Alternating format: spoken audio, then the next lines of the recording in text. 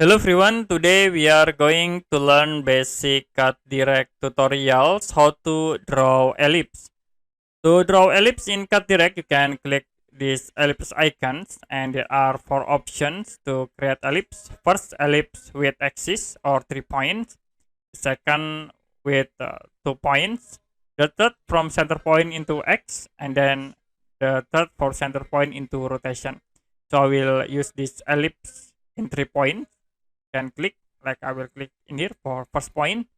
Second point I will set for distance into 100, enter, and then the third point we set into 50, like this.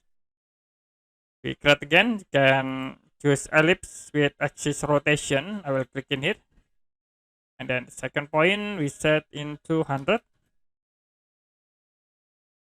Now you can set for the rotation, like I will set rotation into 30 points and press enter again. And the next we create ellipse with center X. So I will click in here, center, move into here, we set for radius like into 40, and then the second radius into 20. And the last we create ellipse with center rotation, then specify for the center point, and then for length set into 100. For the rotation I will set into 45 degree. Press enter.